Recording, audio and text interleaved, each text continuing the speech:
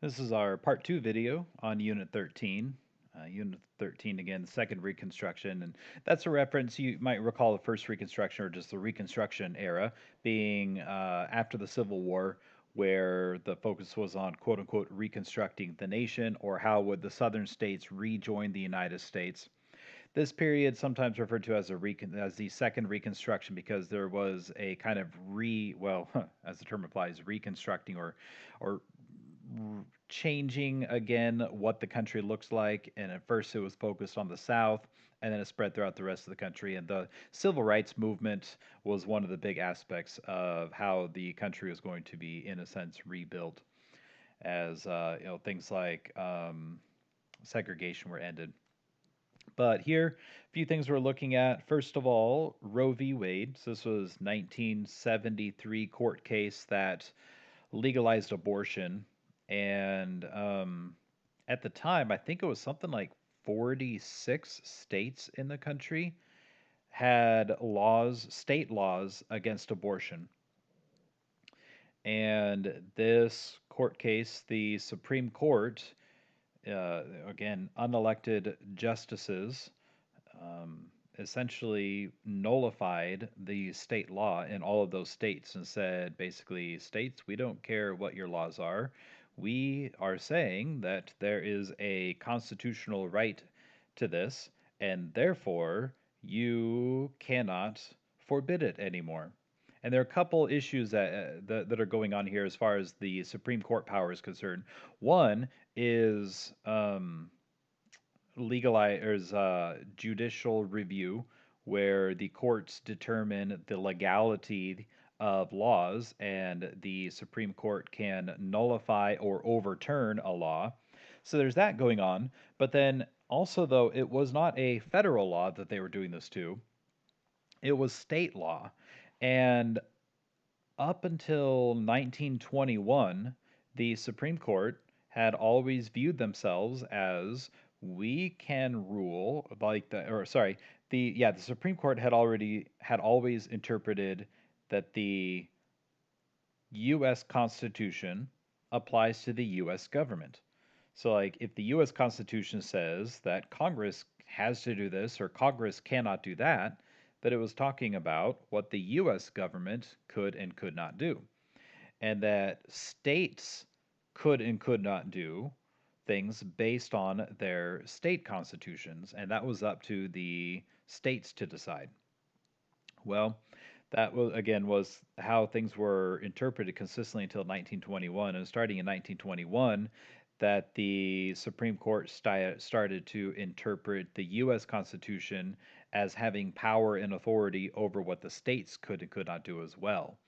And so that directly ended up applying to Roe v. Wade here, because there was something we'll look at in just a second, something in the 14th Amendment that the Supreme Court said, aha, we say that this gives a certain right, that therefore gives a right for a woman to have an abortion, and we are applying this U.S. Constitution amendment to the states and what the states can and cannot do.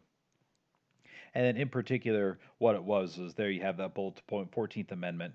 And part of the 14th Amendment said, had the wording, oh, I don't know why that parenthesis is there. Anyway, had the wording, nor shall any state deprive any person of life, liberty, or property without due process of law. And they extracted from that due process statement a right to privacy, and then they applied that right to privacy to say that what that meant was that a woman had total control over what happened to quote unquote her body, um, and therefore states could not legislate what a woman could do to her body. Now, the interesting thing is there are all sorts of laws about what people can and cannot do to their bodies. There are age limits for drinking, there are age limits for smoking.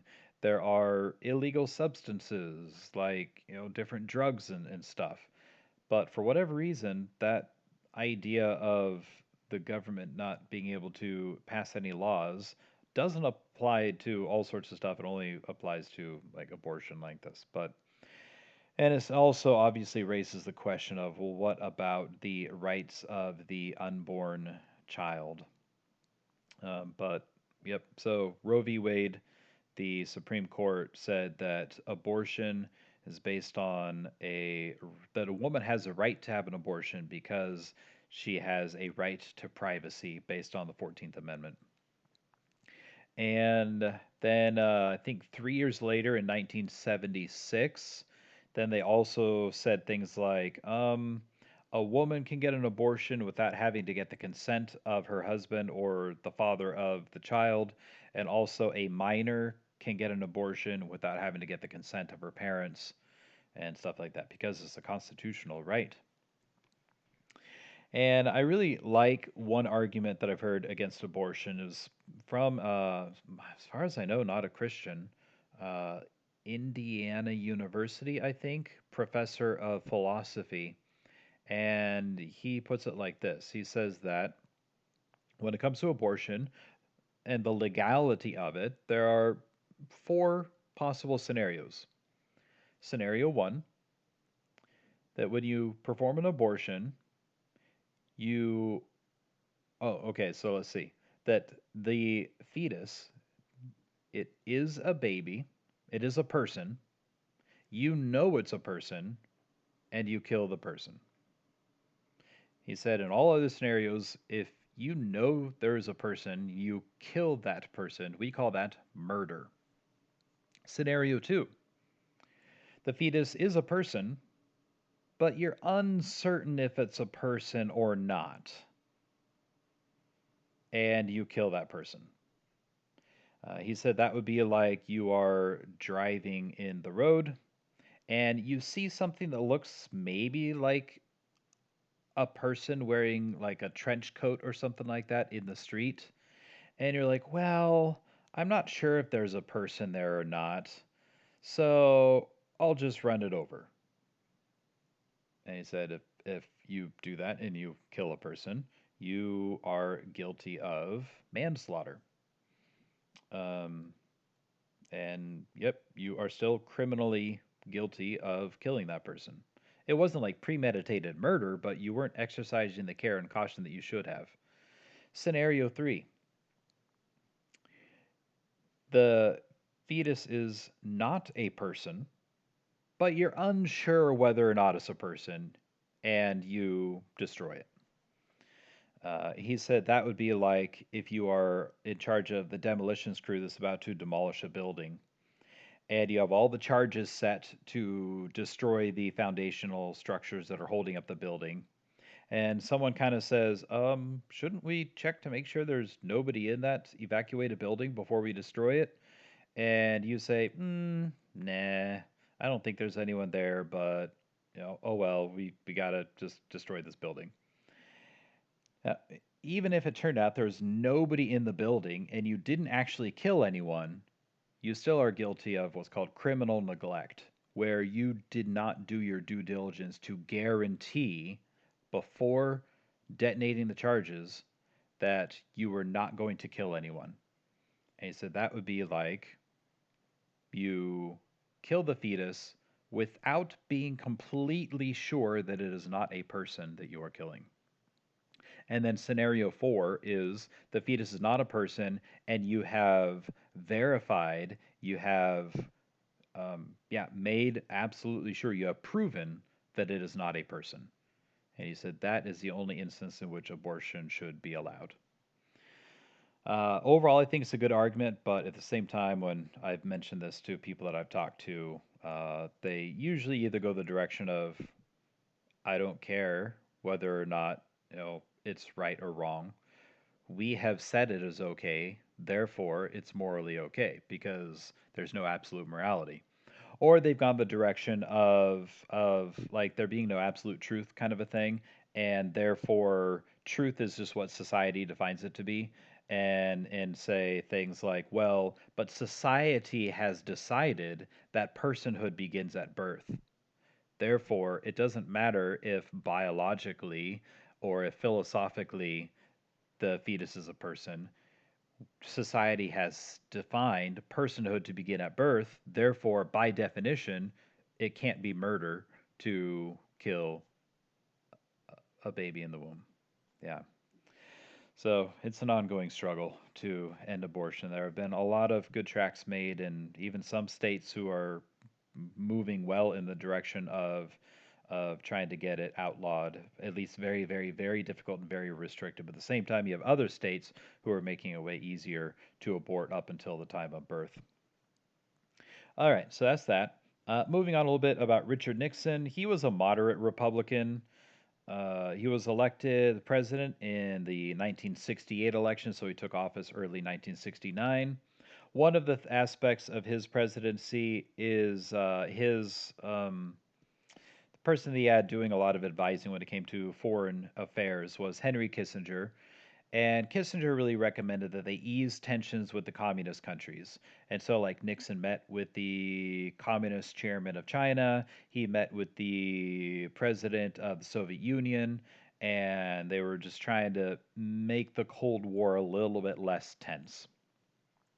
His vice president was originally a guy named Spiro Agnew, but then Spiro Agnew was coming under fire because of some evidence that was coming up of some wrongdoing that he did in Baltimore, uh, like political corruption kind of stuff that was like a good 10 or 12 years earlier.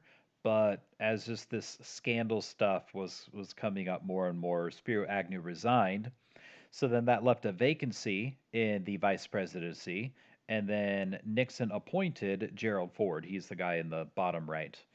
Nixon is the guy in the bottom. And yeah, so Gerald Ford became president, or sorry, vice president. And then the Watergate scandal hit. And this was 1972 is when it initially happened. Basically, there were some guys caught in this hotel. This is the Watergate Hotel. And the Watergate Hotel was being used as the Democratic headquarters for running the Democratic presidential campaign. And there were some guys caught pretending to be like cleaning crew going into the Democratic uh, committee's headquarters, and they had surveillance equipment on them. They're going to like bug the phones and stuff like that, so that the Republican Party could spy on what the Democratic Party was doing as far as their campaign was concerned. And um, as more evidence came out, it was becoming more and more aware that while Nixon wasn't like directly involved with it, he at least was aware that it was happening. And he was certainly on the path to being impeached to then have a trial held by the Senate to see if he should be removed from office.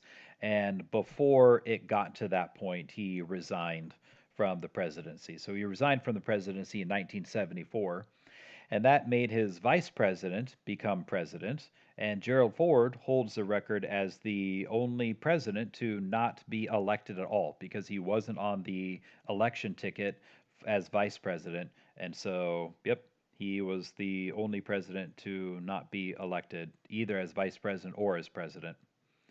There are a variety of scandals that have the term gate tacked on because of the Watergate Hotel. And it's just kind of a common thing to call that. So, for example, hold on a second. There we go. For example, I'm trying to decide which ones to go with here. Yeah, Donut Gate. Involving Ariana Grande. Uh, nope, not that one. Not that one.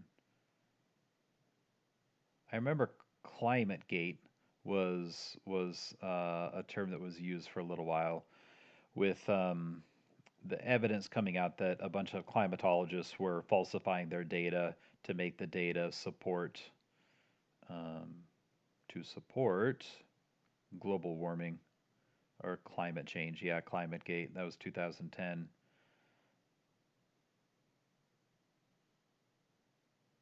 And then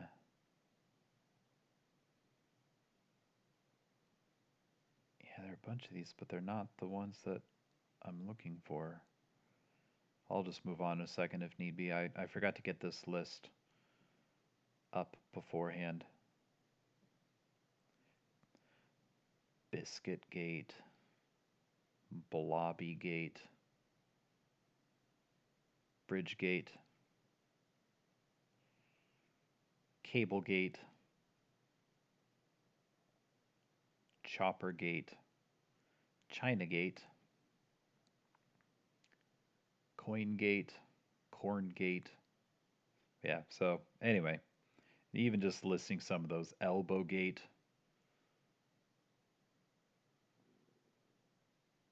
Yeah.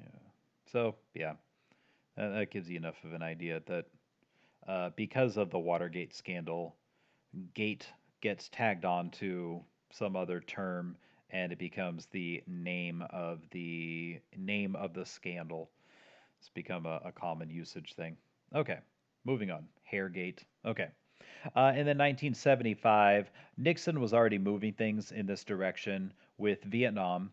So the Vietnam policy had become don't invade, don't attack, don't really bother North Vietnam. We're just going to kind of try to maintain our presence in South Vietnam. And it just turned on to this ongoing thing. There was still more and more protest of it, and public support for the Vietnam War in the United States was really low.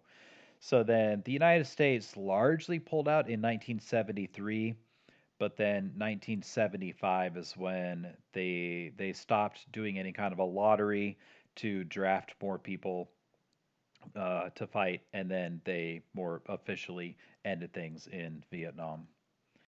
And then some stuff with Iran. So I put part of a map here so you can see this is Africa down here, so we're Egypt, etc. And so we're looking at the Middle East here.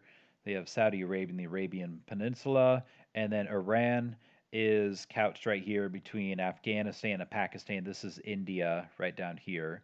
And then to the west of Iran, you have Iraq, and then Syria, Jordan, Lebanon, and Israel. Iran was you have the Persian Gulf here, and Iran is where Persia, the Persian Empire, was for a very long time. And I have the different recent maps of Iran. So this was their state map from 1925 to 1964. It has this lion emblem, lion and a sun. And then 1964 to 1980, the overall same design. They just changed the dimensions of it. And then 1979 to 1980, there was you notice a slight overlap there. They were using either one of these maps during that roughly year span. And then 1980 to the present is this one. Now, this is essentially Arabic for Allah. And then that right up there is actually writing that is the Allah Akbar or Allahu Akbar, that roughly translates Allah is greater than anything. And it's repeated 11 times on top and 11 times on bottom. And yeah, so between having Allah and then Allahu Akbar on the map, you can tell that this is very, very strongly officially Islamic.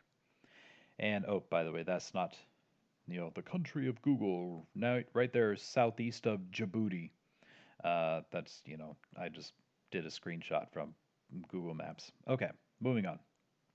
So, a little bit of background of the Iranian hostage crisis. 1953, the country of Iran was fairly westernized and had what would best be described as a secular democracy, partially under Prime Minister Mohammad Mossadegh. And then, well, there was this Anglo Persian oil company, Anglo referring to England, Persian referring to Iran. And it was basically uh, England controlled, but Iran operated Iranian oil wells. And England was, yeah, getting a lot of oil and a lot of profit out of these Iranian oil wells. Well, Mossadegh felt strongly that Iran should get more of the benefit out of the Iranian oil. And so he was moving toward nationalizing the Iranian oil wells and getting control of them from England to become under Iranian control. Well, England didn't like that very much. And so England basically contacted the U.S. Secretary of State, I think. It was a guy with the last name of Dulles. And he talked to his brother, the head of the CIA, last name also Dulles. It's one of them that Dulles Airport is named after in Washington, D.C., right? I kind of want to say, yeah, I think Washington, D.C. Anyway, and together they ended up putting together this Operation Ajax, that was a joint effort between the United States CIA and the British MI6. And what they do is they orchestrated a coup. They got special forces in Iran and they got protesters going to protest some pro Mossadegh stuff and to protest some anti Mossadegh stuff. And they did some stuff with an election to actually make it so that Mossadegh got a way, way, way higher percentage of the votes than what it seemed. And they did that by like having separate polling stations if you're voting for Mossadegh versus against. And then they got like some intimidation going to get way too high. And then they started a campaign to make people think that Mossadegh had done some illegal stuff and getting more votes for himself. And then they cued protesters, and then as the protesters were queuing, they just like orchestrated this whole thing that ended up resulting in Mossadegh uh, stepping down from being prime minister. And then the United States helped get a new Shah in running the country, and they made sure that it was a Shah who would make sure to keep the Iranian oil under the British, control. And yeah, Iranians gradually found out more and more about that, and they really didn't like that. But then also the way this Shah was running the country, that helped give enough support that in 1979 the Islamic Revolution happened, and Iran became an Islamic state, a country that was governed according to Islamic rules and by religious leaders, in particular the Ayatollah Khomeini. So then on November 4th, 1979, there was an Iranian, well, a group of Iranian students seized the U.S. Embassy, in particular the U.S. Embassy personnel. There were some who got released for a little while, but then the United States did an attempt to rescue the people who were being held hostage, and that was Operation Eagle Claw. And it was April 24th, 1980. They had 8 helicopters originally sent. One of them got too damaged by the sand, I think. Another one had a part that was not correctly operating, and then there was something happened to a third one, and they were down to 5 helicopters. And the plan had said we could do this operation with as few as 4 helicopters, we're pretty sure, but we might abandon the operation if we have fewer than 6. And they had 5, which is fewer than 6. And Jimmy Carter ended up calling the operation off. But then, as they were going to withdraw from their kind of rendezvous site, one of the helicopters crashed into a transport, and it ended up resulting in 8 people die, and the whole thing just went very, very poorly. When all was said and done, 52 hostages were held for 444 days, and they were released in January 1981. They were released either the same day or the day after Ronald Reagan took office. And I used to think that that was largely because Ronald Reagan had made it clear that he was not going to like negotiate or cater to any kind of terrorist or hostage kind of stuff, and he was going to like be strong with the military. And Iran was like, oh no, Ronald Reagan took office, let's release the hostages. But Jimmy Carter had been working on some negotiations for a while, and it was a lot of Jimmy Carter's doing to get the ball rolling and to get things close to where the hostages were going to be released, even though they ended up getting released either the day of or the day after Ronald Reagan took office. So that was that. And then a little bit about the 1973 oil crisis, and then Jimmy Carter and Ronald Reagan. So, 1973, so we're rewinding again. There still is today, OPEC is the organization of the petroleum exporting countries, and you have in yellow the different countries who are part of it. Uh, the big powers in OPEC are the Middle East, Iran, Kuwait, Qatar, or Qatar, depending on how you pronounce that. I hear both, but when the World Cup was held in that country, I heard Qatar a lot more regularly being the pronunciation.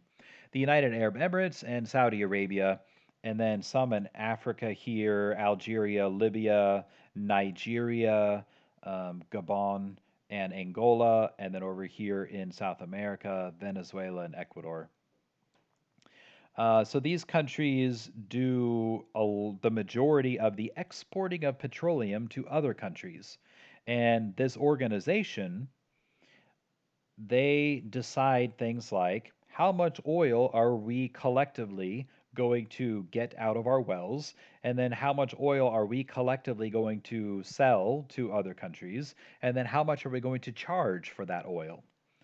Well, there's this war in Israel called the Yom Kippur War, and several countries aided Israel in that war, and a lot of the Middle Eastern countries didn't like that. So OPEC said, "All right, we are going to stop selling oil to all of the countries that helped Israel in that war."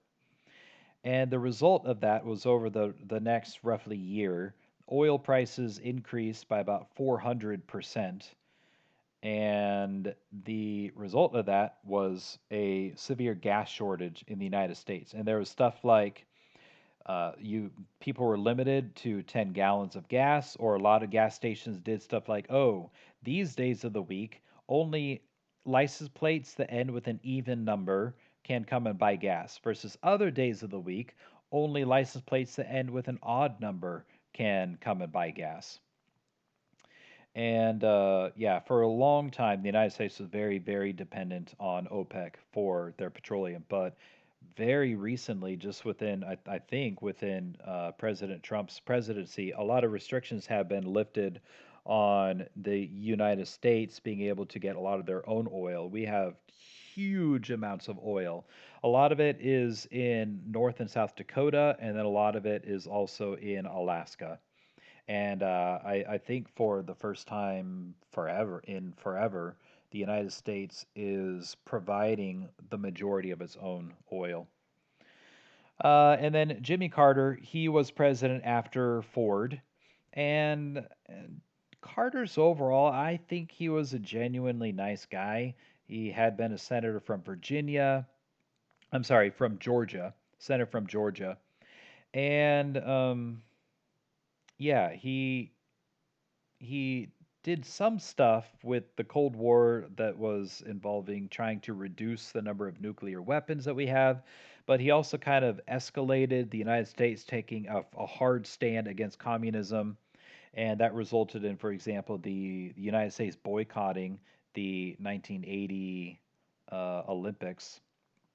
Um, Generally speaking, he's usually regarded as not a very strong leader.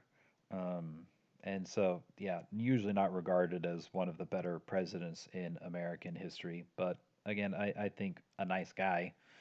And then after him was Ronald Reagan, and he was elected president in 1980. He had formerly been a movie star. He was, yeah, California. He went movie star to governor of California to then eventually president of the United States. And one of his nicknames is the Great Communicator.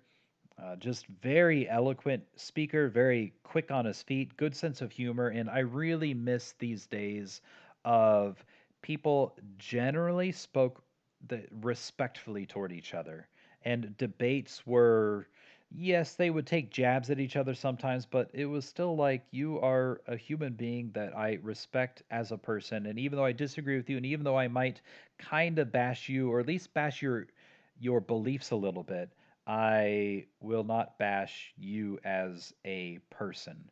And I have a few snippets here from some Ronald Reagan debates to kind of help you see a little bit of that and to hear him and see him as a communicator. Mr. President, I want to raise an issue that I think has been lurking out there for 2 or 3 weeks and cast it specifically in national security terms. You already are the oldest president in history, and some of your staff say you were tired after your most recent encounter with Mr. Mondale. I recall yet that President Kennedy had to go for days on end with very little sleep during the Cuba Missile Crisis. Is there any doubt in your mind that you would be able to function in such circumstances? Not at all, Mr. Truitt, and I want you to know that also I will not make age an issue of this campaign. I am not going to exploit for political purposes my opponent's youth and inexperience.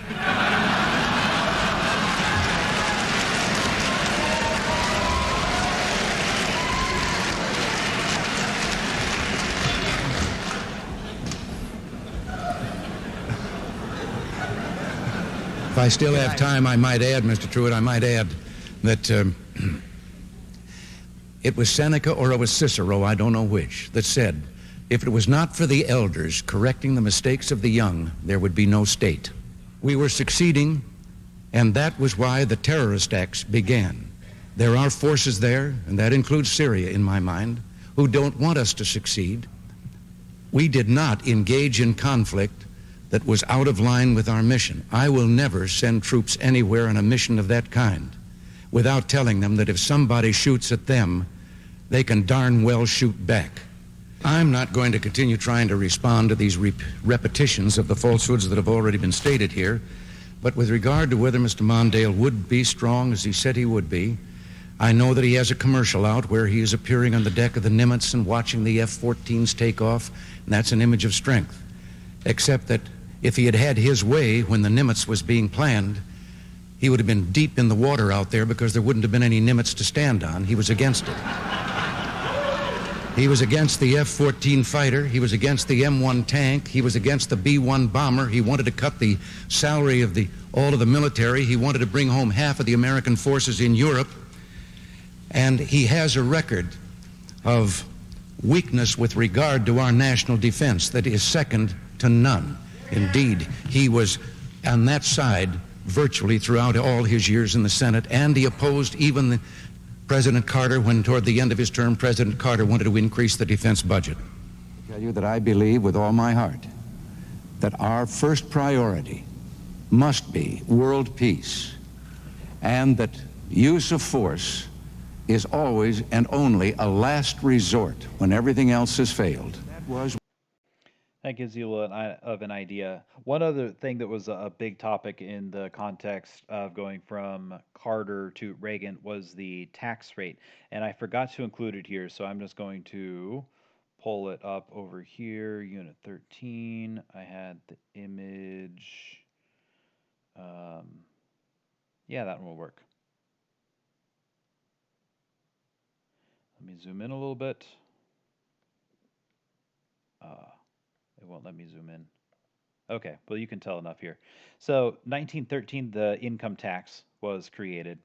This is the top bracket, meaning this is what the highest income people make, which, depending on when you look, is around 250,000 or more. But it steps down depending on how much you make from there. But so 1913 income tax rate was the top bracket was 7%, and then in the context of World War One, it jumped up to about 80%. Then World War One, after World War One, it was stepped down, and then stepped down again to around 25%. And then under the Depression, they raised it to about almost around 65%. And then they raised it again. And then World War II started, and they raised it again to over, I think it was 94% here was the peak. And then after World War II, they dropped it down to about like 90%. And then they dropped it down to about 70%. So again, this is the percentage of income that you would have to pay in taxes. And that's where it was for a good, almost around 15 years. And then Ronald Reagan took office and it dropped down to about 50%, and then it dropped down again. And it's been around 34% for a while. And the thinking here was that if you allow wealthier people to keep more of their money, they will use it for productive things that end up creating more jobs. And the result of more jobs and more people having more income is that it will end up resulting in a higher amount of taxes going into the government. But even if it doesn't result in more tax revenue, it still results in a lot more productive things happening with what those people are able to do with their money. So, there you go. That is a quick look at the rest of this unit. I got to hop off though for no other reason. I got to start my office hour. So I hope the Unit 13 studying and test goes well.